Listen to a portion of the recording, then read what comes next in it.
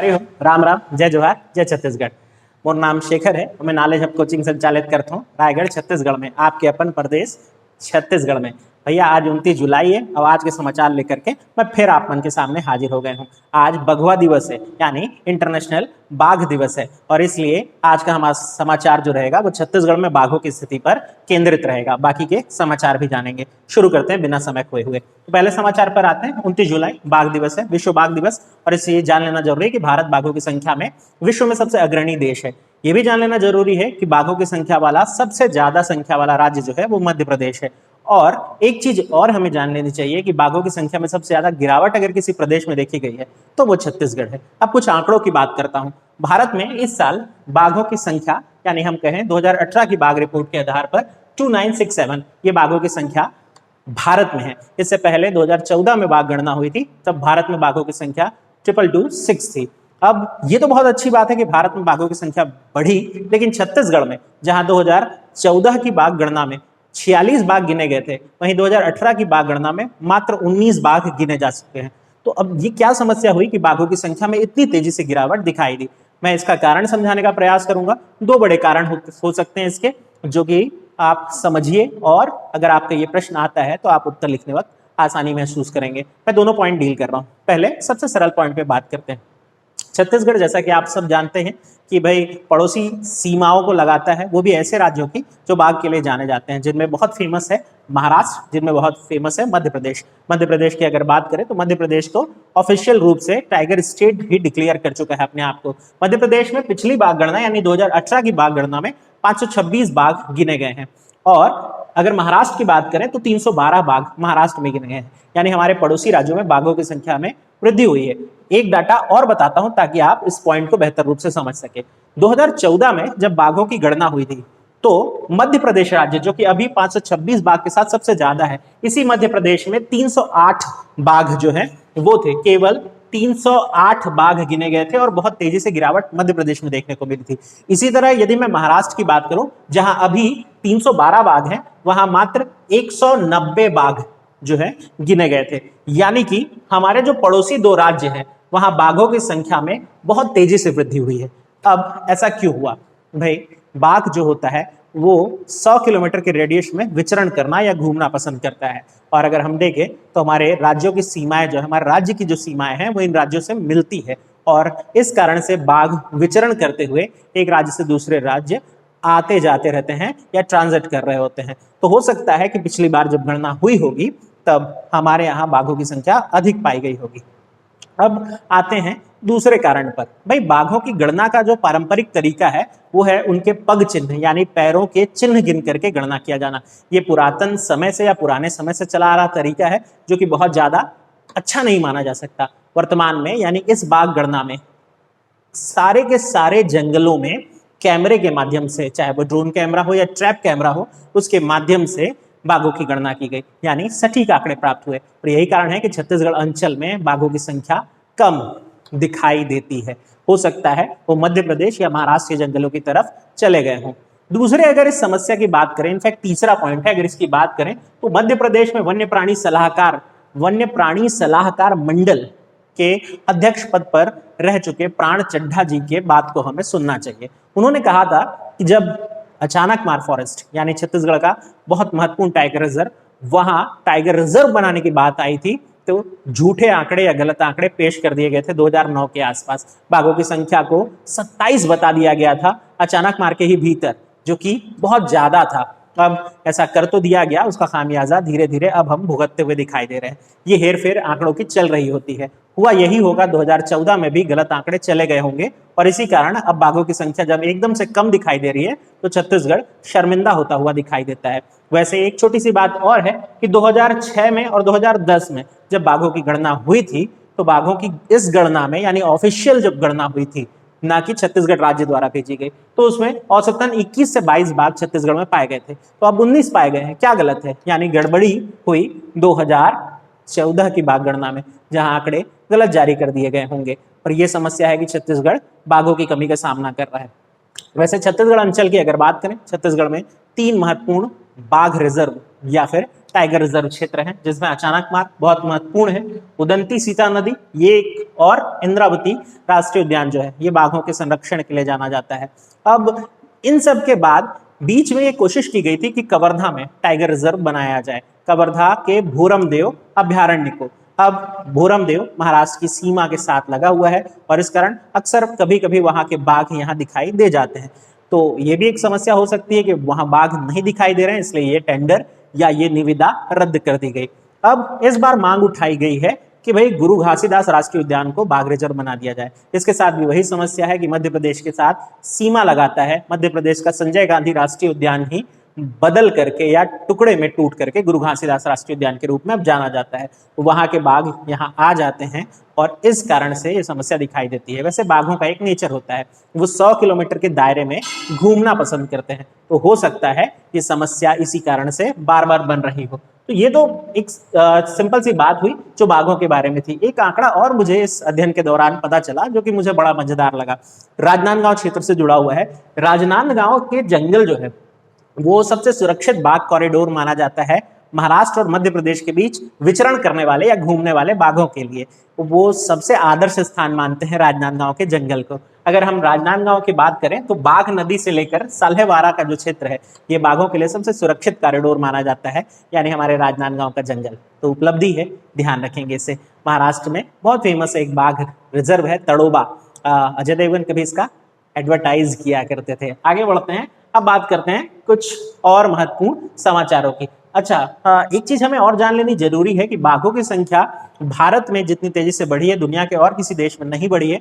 इस कारण से दुनिया के बाकी देश भारत के मॉडल को फॉलो करने का फैसला कर रहे हैं। आइए बात करते हैं अगली न्यूज पर। जशपुर की बात करेंगे। जशपुर में नया एस्ट्रोटर्फ बनाने की घोषणा की गई है। एस्ट्रोटर्फ यानी हॉकी के खेल का मैदान बनाने की घोषणा की गई है। राजनांदगांव और रायपुर में तो ऑलरेडी हमारे पास एस्ट्रोटर्फ मौजूद है, यानी हॉकी के खेल के लिए जो मैदान है वो मौजूद है, लेकिन जशपुर अंचल में इस तरह की आधुनिक सुविधाएं नहीं थी। अब इसे यहाँ भी डेवलप किया जाएगा। जब बात अच्छा ये क्यों हो रहा है, तो खेलो इंडिया योजना के अंतर्गत इसे बनाया जा रहा है और दिसंबर यानी इसी साल के दिसंबर 2020 तक इसे पूरा कर लिया जाना है। बात करेंगे जशपुर पे ही, तो जशपुर की एक और न्यूज है हमारे पास। जशपुर अंचल में पुरातत्व संग्रहालय जो ऑलरेडी मौजूद है, अब इसे म्यूजियम का दर्जा दिए जाने की मांग की गई है और ये मांग स्वीकार भी कर ली गई है। यानी अब हम एक नया म्यूजियम बनते हुए देखेंगे जशपुर अंचल में। जशपुर में मौजूद इस म्यूजियम की अगर बात करें तो यहाँ प्रागैतिहासिक काल के बहुत सारे साक्ष्य, जैसे उत्तर पाषाण काल, नव पाषाण काल या मध्य पाषाण काल के बहुत सारे औजार जो हैं वो आप देख सकते हैं, जैसे स्क्रैपर या बेधनी जैसे औजार। इसके अलावा 2-3 और महत्वपूर्ण चीजें यहाँ देखने को मिलती हैं। जैसे एक बात करें तो फर्टिलिटी कल्ट। फर्टिलिटी कल्ट अपने आप में कला का एक अद्भुत नमूना है जो कि हमारे पूर्वज छोड़ गए हैं। यहाँ लिंग चिन्ह और योनि के चिन्ह, यानी कि मानव के प्रजनन अंगों के चिन्हों को छोड़ा गया है और इस बात से ये समझाने का प्रयास किया गया है कि उनका ज्ञान अलग अलग क्षेत्रों में विकसित था। फर्टिलिटी कल्ट ये एक बहुत महत्वपूर्ण सभ्यता का हिस्सा है। नॉर्थ अमेरिका और नॉर्थ अमेरिका के जो बहुत सारे ट्राइबल एरिया हैं वहां भी इस तरह के साक्ष्य पाए गए थे, जिसकी तुलना यहां से की जाती है। इसके बाद बात करेंगे लिथोफोनस की। लिथोफोनस यानी ठिनठिन पाखना, ठिनठिन पत्थर, एक ऐसा पत्थर जिस पर चोट करने पर धातु जैसी आवाज आती है। ये सब यहाँ संरक्षित करके सुरक्षित करके रखा गया है। कभी मौका लगे जशपुर जाएं और ये सब देख करके आए। बात करते हैं अगली न्यूज पर, कोविड-19 आइसोलेशन बोगी। तो आप सब जान रहे हैं कोरोना खत्म होने का नाम नहीं ले रहा है। 6 अगस्त तक लॉकडाउन और बढ़ गया है। अब इस बीच रायपुर में संक्रमण के मामले बहुत तेजी से बढ़ रहे हैं, इसलिए तय किया गया है कि रायपुर में एक आइसोलेशन बोगी ला करके रखी जाए। रेल मंत्रालय ने यह तय किया था कि वो रेल के एसी कोच को कैसे बदलेगा, तो आइसोलेशन कोच में बदलेगा जहां इलाज संभव हो सकेगा। हॉस्पिटल में लगातार बेड की संख्या कम हो रही है, इसलिए यह पहल की जा रही है। तो रायपुर के रेलवे स्टेशन के प्लेटफॉर्म नंबर 5 में ये आइसोलेशन बोगी ला करके खड़ी की गई है, जिसमें कुछ मरीजों का इलाज किए जाने की कोशिश की जा रही है। अब ये जान लेना जरूरी है कि रायपुर रेल मंडल ने ऑलरेडी ऐसी 50 बोगी रिजर्व कर रखी है जो कि स्थिति बिगड़ जाने की स्थिति में या स्थिति बिगड़ जाए तो काम आएगी। इसी प्रकार बिलासपुर रेल मंडल ने भी 110 ऐसी बोगियां तैयार कर रखी हैं जो कि आपातकाल में काम आएंगी। तो भाई कोविड-19 से आप बचें, अपने आसपास के लोगों को बचाएं, जागरूक रहें। आगे बढ़ते हैं। इसके बाद बात करेंगे मोहरेंगा नेचर सफारी। तो हाल फिलहाल में इसके बारे में एक बहुत महत्वपूर्ण न्यूज बनी। खरोरा के भीतर यानी रायपुर के भीतर आने वाला मोहरेंगा जो सफारी है वो विकसित किए जाने की कोशिश की जा रही है। अब जंगल सफारी थोड़ा दूर या आउटर होने के कारण नया रायपुर जाना पड़ता है। रायपुर के जो लोग हैं या पुराने रायपुर के जो लोग हैं वो नेचर सफारी की जरूरत महसूस कर रहे थे और इस कारण से मोहरेंगा को डेवलप किया जा रहा है। मोहरेंगा भी वैसे अगर देखा जाए तो बायोडायवर्सिटी पार्क के रूप में विकसित किया जा सकता है। यहाँ बहुत तरह की पादप प्रजातियां तो मौजूद है, जैसे तेंदू, साजा, बीजा, खैर जैसे वृक्ष जो इमारती लकड़ी के रूप में भी जाने जाते हैं वो तो मिलते ही हैं, साथ ही साथ 50 प्रजाति के पक्षी भी यहाँ पाए जाते हैं। इसके अलावा जो बाकी के जीव हैं जैसे चीतल है, जंगली सुअर जिसे बरहा कहते हैं छत्तीसगढ़ में, इसके अलावा खरहा यानी जंगली खरगोश आदि, और इसके अलावा पाइथन, अजगर वगैरह ये सब यहाँ पाए जाते हैं। तो ये विकसित किया जा रहा है अभी नेचर सफारी के रूप में, नजर रखेंगे इस पर भी। अगले समाचार पर बात करते हैं। उदेला गांव, नकुलना, बस्तर क्षेत्र। अब इससे जुड़ी हुई क्या समाचार है या इससे जुड़ा हुआ क्या है? यहाँ भीमसेन पखना नाम का एक पत्थर है, पखना पत्थर। तो ये पत्थर इंद्रदेव के समान माना जाता है, यानी वर्षा के देवता के समान माना जाता है। आसपास के 84 गांव के लोगों की ये मान्यता है कि यदि वहां वो एकत्रित होंगे और इस पत्थर को हिलाकर देखेंगे, यदि पत्थर हिल जाता है तो अच्छी वर्षा का संकेत माना जाता है। ये रिचुअल हर साल मनाया जाता है, इस साल भी मनाया गया। 84 गांव के लोग एकत्रित हुए और भीमसेन पत्थर को उन्होंने हिलाकर देखा, पत्थर हिल गया। वैसे बता दूं आपको, तो ये जो है उदेला गांव आप याद रखेंगे, या नकुलनार याद रख लें, कोई दिक्कत नहीं है। बात करते हैं अगला। अच्छा, ये न्यूज इंपॉर्टेंट होने वाली है। खाद्य सामग्री जांच लैब, छत्तीसगढ़ की सबसे अत्याधुनिक यानी हाईटेक खाद्य सामग्री जांच लैब स्वीकृत हुई है रायपुर में बनने के लिए। इसकी लागत होगी कुछ 15 करोड़ रुपए की, और इसे जब तैयार कर लिया जाएगा, जो कि इसका काम चल रहा है, तो इसका नामकरण वगैरह जिस नाम से होगा वो मैं आपको सबसे पहले बता ही दूंगा। साथ ही साथ दो और चीज की घोषणा हुई है, जैसे चांपा और तिल्दा में दो गोडाउन यानी वेयर हाउस बनाने की घोषणा हुई है, जिसकी क्षमता होगी 50 हजार मीट्रिक टन की। अब ये छत्तीसगढ़ में खाद्य भंडारण को बढ़ावा देगा। ये सारी की सारी बातें हमें बताई स्टेट वेयर हाउस कॉर्पोरेशन के नवनियुक्त चेयरमैन अरुण वोरा ने। आगे बढ़ते हैं अगले न्यूज पर। सामुदायिक शिक्षा। अच्छा, आपको पता ही है कि पढ़ई तुहर द्वार योजना चल रही है, और जो कि पूरी तरह से फ्लॉप भी होते हुए दिखाई दे रही है ऐसे अंचल में जहां छात्रों के पास मोबाइल, इंटरनेट जैसी सुविधाएं अब तक नहीं है। जैसे हमारे बस्तर अंचल हो गया, जशपुर अंचल, इस तरफ ये समस्या दिखाई दे रही है। वहां अब अलग तरह की पहल करने का फैसला किया गया है। 3 तरह की योजना चलाई जाएगी। नंबर 1, अच्छा ये कौन कर रहा है? स्कूल शिक्षा विभाग। नंबर 1 जो होगा वो समुदाय स्कूल, कम्युनिटी स्कूल या समुदाय स्कूल। इसमें पारा, मोहल्ला या टोला या बस्ती, इसके आधार पर शिक्षकों को नियुक्त किया जाएगा। ये शिक्षक खुद आवेदन कर सकते हैं कि वो कौन से विषय के जानकार हैं और कौन सा विषय पढ़ा सकते हैं। ये इकट्ठा होंगे और अपने क्षेत्र के बच्चों को छोटे छोटे ग्रुप में, छोटे छोटे टोले में, जो कि दूरी मेंटेन करेगा, वहां उनकी शिक्षा प्रोवाइड करने का काम कर सकेंगे।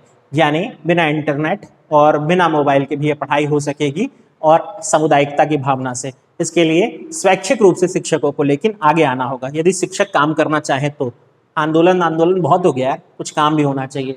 फिर बात करते हैं दूसरा, लाउड स्पीकर स्कूल। अब ये लाउड स्पीकर स्कूल क्या है, ये आप पहले भी चर्चा कर चुके हैं। महासमुंद में ये प्रयास करके देखा गया था, जो कि सक्सेसफुल हुआ। तो बस्तर में भी इस तरह का प्रयास किया जा रहा है, यानी लाउड स्पीकर के माध्यम से बच्चों को पढ़ाया जाएगा। इसमें समस्या बस इसी बात की है कि किस वक्त कौन सी कक्षा की क्लास लगेगी और लाउड स्पीकर पर कौन सी क्लास के लोग बैठ करके अध्ययन करेंगे। यदि आप रेंचो यानी रणछोड़ दास छाछड़ की तरह होना चाहते हैं तो आप हर क्लास अटेंड कर सकते हैं, सबका सब सुनिए। क्लास जाने के लिए यूनिफॉर्म जरूरी होता है, अब तो यूनिफॉर्म भी नहीं लगेगा, आप बस बैठ के लाउड स्पीकर में सुनिए।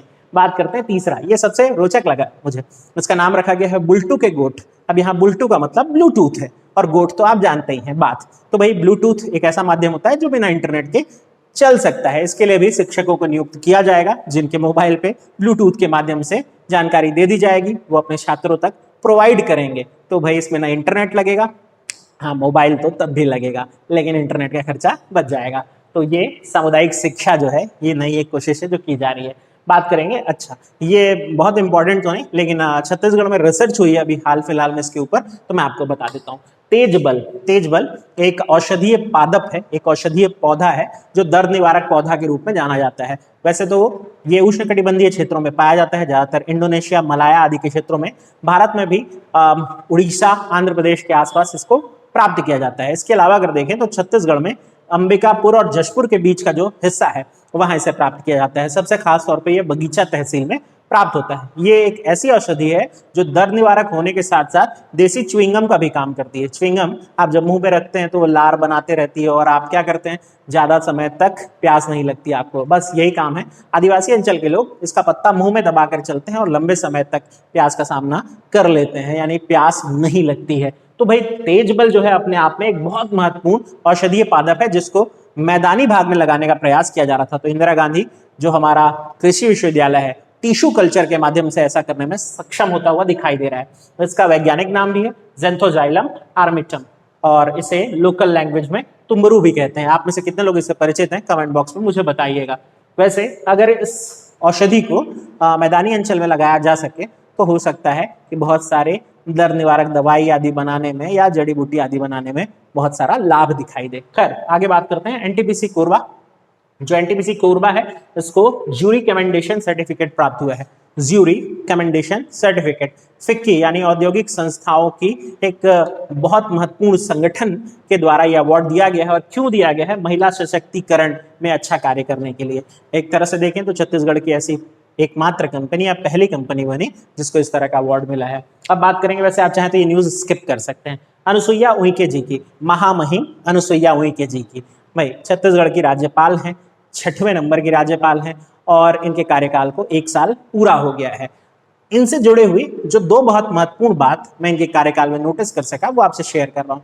इन्होंने एक मिथक था, एक फैलाया हुआ भ्रम था कि राज्यपाल से मिल पाना आम लोगों के लिए बहुत मुश्किल होता है, उसे तोड़ा है। ये ऐसी राज्यपाल के रूप में सामने आई जो लोगों से बहुत सहज रूप से मिलती है। इसकी शुरुआत उन्होंने कार्य में नियुक्त होने के साथ साथ ही कर दी थी। जिला स्तरीय अधिकारियों की बैठक लेने का काम भी इन्होंने शुरू किया। आमतौर पे जिला स्तरीय अधिकारियों की बैठक राज्यपाल नहीं लिया करती थी, ऐसा अंग्रेज नियम बना करके चले गए थे, जिसको अब इस परिपाटी को इन्होंने तोड़ दिया है। एक और चीज है, आपको याद होगा गरियाबंद में एक अज्ञात बीमारी फैली थी, किडनी का रोग था, सुपरबेड़ा क्षेत्र, और वहां ग्रामीणों की बहुत संख्या में मौत हो रही थी।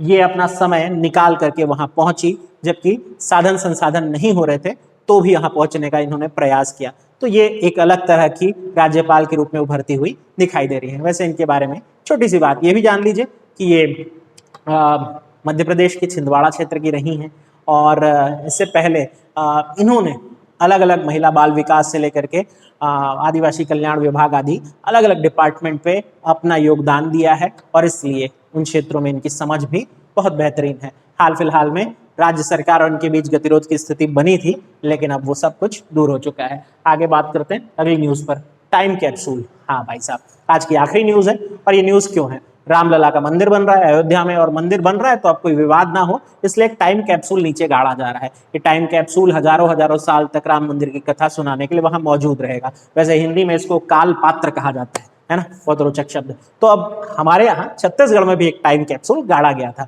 ये भिलाई स्टील प्लांट में हुआ था और 10 दिसंबर 1962 को भिलाई स्टील प्लांट के ब्लास्ट फर्नेस नंबर 4 की नींव में इसे गाड़ा गया था। अब कभी वो खुदाई हो तो 1000, 1500, 2000 साल बाद वो वापस निकाला जा सकेगा। वैसे टाइम कैप्सूल इंदिरा गांधी ने भी गड़वाया था। 1971 की बात थी, लाल किला के प्रांगण में टाइम कैप्सूल गाड़ा गया था जिसकी कुल उम्र 1000 साल मानी गई थी। अब उस समय वो तांबे का पात्र था जिसके भीतर कुछ 25,000 शब्दों का एक दस्तावेज या डॉक्यूमेंट डाल दिया गया था। अब ये जब इंदिरा गांधी ने किया तो उसके बाद की सरकार आई, यानी मोरारजी देसाई जी की सरकार, यानी जब पहली बार भारत में गैर कांग्रेसी सरकार आई, तो अब वो सारे वो काम जो इंदिरा गांधी कर रखी थी उसको पलटना चाह रहा था। तो अब ये चूंकि डलवा चुकी थी इंदिरा गांधी, तो मोरारजी देसाई सरकार ने तय किया कि उसे निकाला जाएगा। अब इस बीच मैं आपको ये क्यों सुना रहा हूँ, इंदिरा गांधी के द्वारा टाइम कैप्सूल गड़वाने का खर्चा आया था 8,000 रुपए, जबकि इसे निकलवाने का खर्चा आया 58,000 रुपए। भैया नुकसान किसका, फायदा किसका, क्या पता। खैर, आप जनता है, आप डिसाइड करिए। वैसे ही मेरी ये पहल अगर आपको पसंद आ रही हो तो भाई लाइक करें, कमेंट करें, शेयर करें। अच्छा, एक चीज, छोटी सी चीज है, सुनते हुए जाइएगा। ऐसा है कि मैं किसी तरह के पेड प्रमोशन में कोई यकीन नहीं कर रहा हूँ, और ना मैं फेसबुक के माध्यम से, ना मैं व्हाट्सएप या और अलग अलग तरह के जो प्रमोशन होते हैं वो मैं नहीं करता हूँ। मैं आपसे मेरे संबंधों को सबसे बेहतर मानता हूँ। यदि आप मेरे इस प्रयास को पसंद कर रहे हैं तो प्लीज देखने के बाद वीडियो को लाइक करना मत भूलिएगा और अपने दोस्तों से शेयर करो यार। हम जब संख्या में बढ़ेंगे तो मैं और बहुत सारे वीडियो आपके लिए लेकर के आऊंगा, जिसमें राष्ट्रीय अंतर्राष्ट्रीय घटनाक्रम भी रहेगा और अलग अलग विषयों से जुड़े हुए वीडियो भी रहेंगे। इसमें आपके सहयोग की बहुत ज़्यादा ज़रूरत है। तो मिलेंगे फिर किसी वीडियो में, फिर आपसे, फिर क्यों, कल मिलेंगे। चलिए, तब तक ध्यान रखें अपना और अपनों का।